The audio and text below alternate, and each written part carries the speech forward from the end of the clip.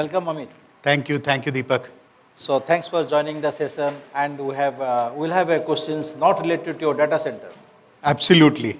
We'll discuss something On a related. Friday evening, nothing better than not discussing about the work that you do. Okay. So to start with, in the light of increasing trend of cloud repatriation, could you share insights of best practices for safeguarding data integrity during the migration process? Absolutely, and I'm very happy that the community that we have today is value-added resellers, enterprises. So all have to play a definitive role in terms of the trends which are coming up. Now, the theme of our today's evening is in terms of what are the trends and how are you gearing up for those particular trends. Incidentally, last 2 weeks or 3 weeks, I have conducted sessions along with multiple CIOs, and one thing which I have found common is in terms of people looking at various options for the cloud optimization. Now, you can call it as cloud optimization, you can call it as cloud repatriation, or you can look at going back to the basics again. Right? So this is happening today. That is reality. All the enterprises are today looking at various options where they can optimize on their cost, and this is a right time where, as a community, as a service provider, as a value-added reseller, we can reach out to the enterprise customers and we can show them the benefits of optimizing or doing a hybrid cloud kind of a strategy. So, some of the things which are very common because people are looking at cloud repatriation, rising cost of the cloud.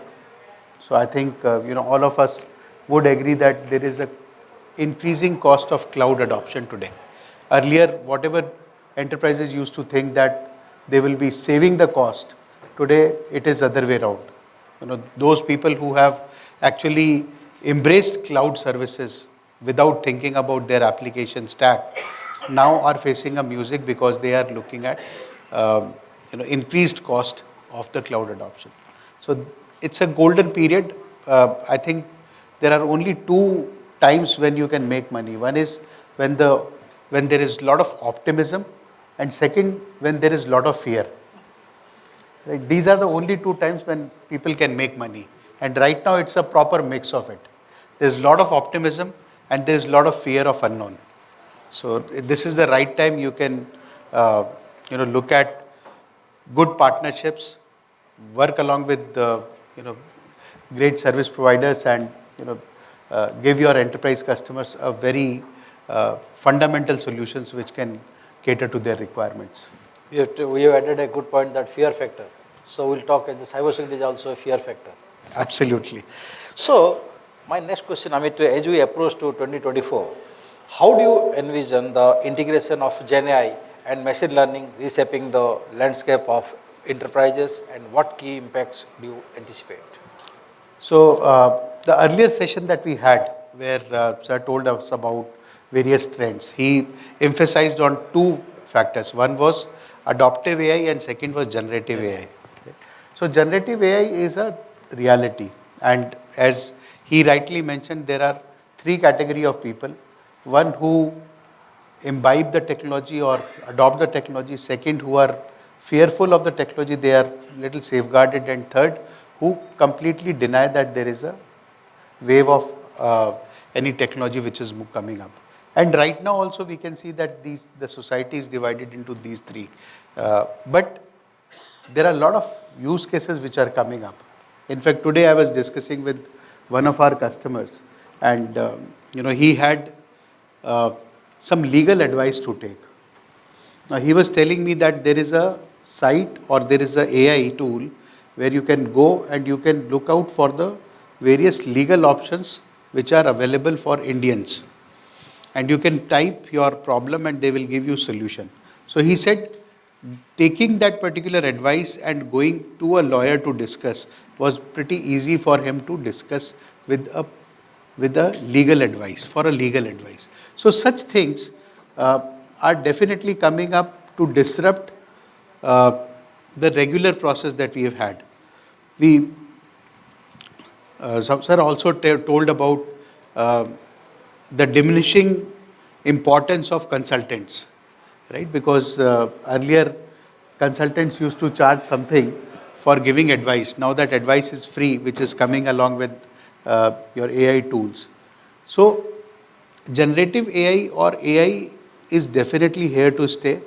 We will see it in more areas. Right now we are seeing it in mundane areas like programming or repetitive jobs or support functionalities.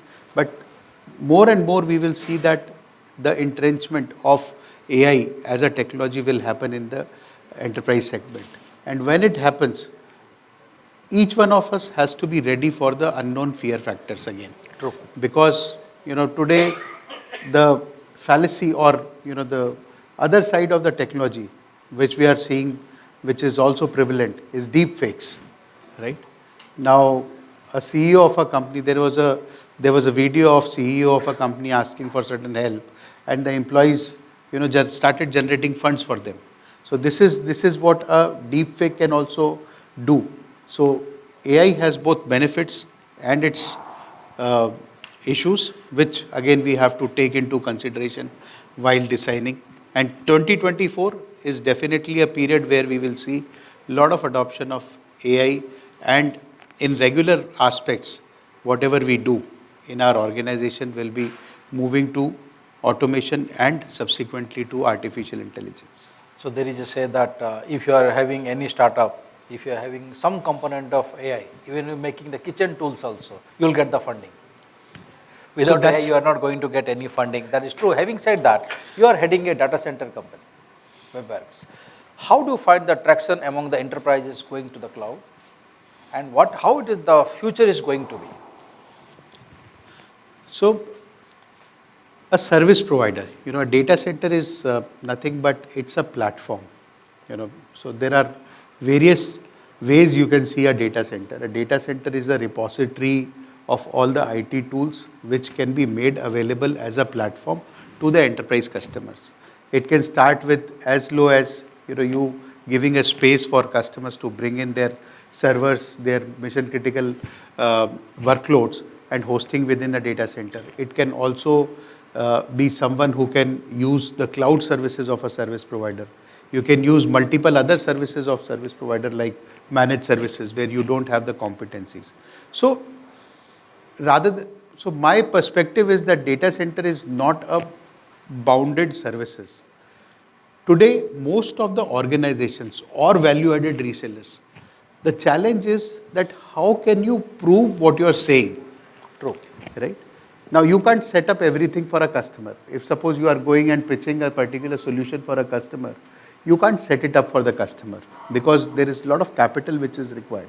Similarly, if an enterprise is looking out for a new technology adoption, they can't invest into technology to see whether technology is working fine for them.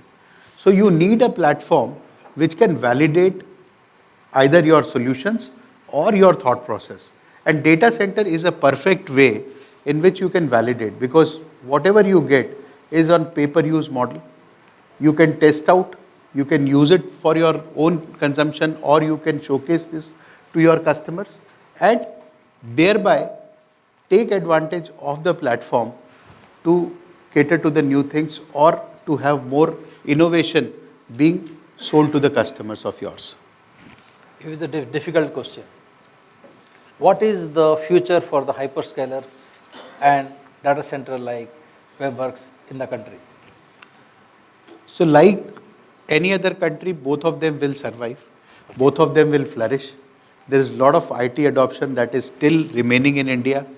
Right now, whatever we see is just a tip of the iceberg. And, I've been saying this from last 2 decades, that whatever technology that we have seen is just a tip of iceberg. And I've been always proven right, because the kind of technology enablement which is happening within the organization is immense. We have seen the days when, we have sold the email boxes also, right?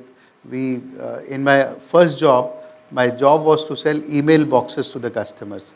E-fax, there was a fax system, and that we used to sell a machine which used to convert the fax to email. right? So that was the solution that we were selling. Today, we are in an era where information is available on tips, right? So, and again, right now we have not seen what can machines do in our life. True. So right now we are just user-generated data. It is only about our enterprise data, but we have not seen what user-generated data is there. A very different example. While I was traveling from Hyderabad to Bombay today, I was sitting with one of our very renowned directors of Bollywood. Right? Erstwhile, I will not name because of the anonymity, but during the course of discussion, I was just asking him in terms of what challenges do you face? It's a creative industry, right? You are in a creative industry. What challenges do you face if technology is entrenching into your place? So he gave so many examples. The first example he gave was that today the usage of or the availability of user-generated content is much more than the content that we can ever produce as a director or a producer. Because for me to produce a 3 hours movie, it takes me 1 year time. And in that 1 year time, the user-generated data is so immense that it takes away my subscriber base. True. My subscriber base has moved to user-generated data. They are not interested in 3-hour movie. They are interested in reels. So that is the tectonic shift that we have seen. You are absolutely right. So similarly, in every field, there is a tectonic shift which is coming, and we should be ready for it. And that's where, partnerships and working along with each other will help us. And as the question that you asked me that, whether both of them will coexist. It will thrive. I think both of them will thrive because each one has a different use case. And we have seen since last 10 years, both of them have been thriving in India. And it will remain like that. And we have a leader from the hyperscaler AWS. I think he will agree with it. Yes. Thank you. Thank you. Thank you. Thank you.